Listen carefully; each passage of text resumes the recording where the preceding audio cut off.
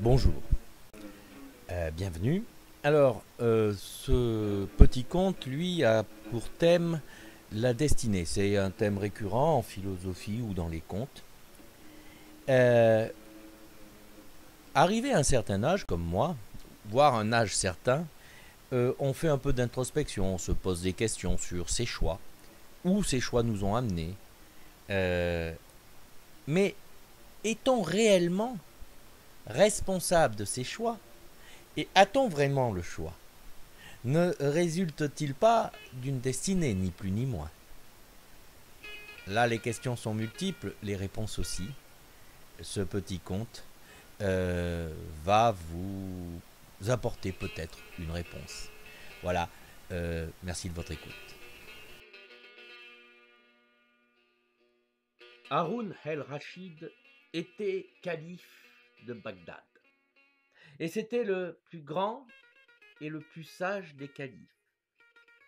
Il était sage parce qu'il avait le secret du bon gouvernement.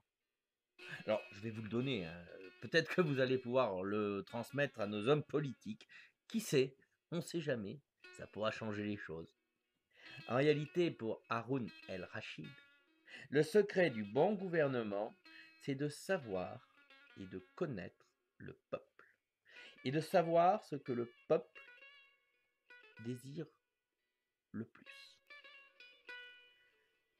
Alors pour cela, Haroun el-Rachid quittait régulièrement ses ministres, son palais, ses génissaires. Il se travestissait en bon bourgeois et après, il déambulait dans les souks. Les souks aux mille parfums, aux mille odeurs, aux mille bruits. Là, il s'y était même fait quelques amis. Par exemple, le forgeron. Ah ça, le Haroun el-Rachid adorait, il adorait aller voir cet homme.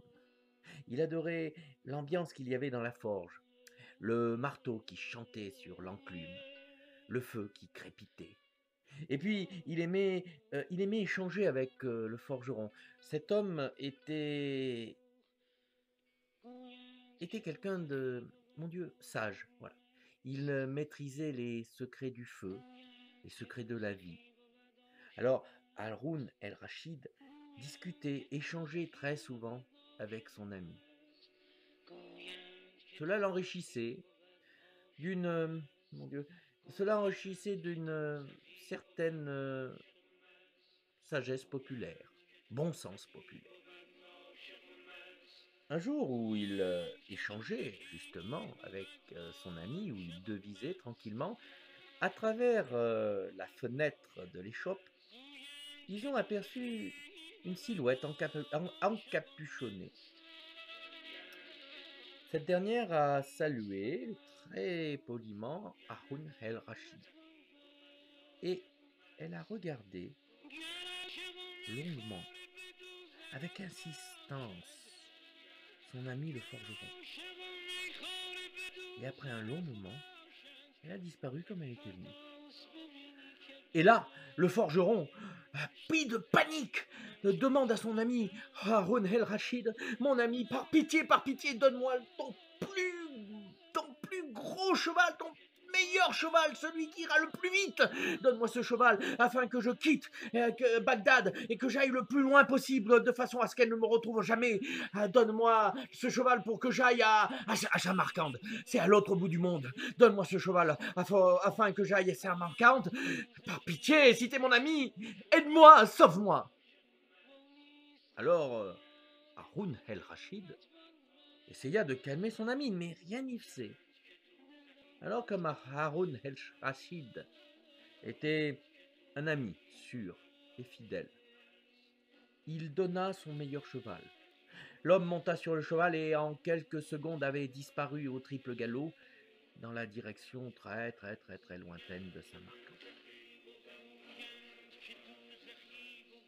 Le lendemain, Haroun el-Rachid était triste, comme on est triste quand on perd un ami. Ses pas songeurs à travers la ville l'ont emmené à la forge. Là, il s'est assis côté de la forge qui était éteinte, dont le foyer était muet. L'enclume et le marteau, eux aussi, étaient muets. Haroun el-Rachid était là, songeur, lorsqu'il a aperçu la silhouette encapuchonnée. Là, il l'a interpellé. Il lui a dit: Viens, viens, viens me voir. Allez, yallah, yallah, viens, viens. La silhouette est rentrée et Haroun el-Rachid lui dit: Je te connais, je sais qui tu es. Tu es la mort. Alors pourquoi as-tu effrayé mon ami en le regardant de façon si insistante? La mort répondit: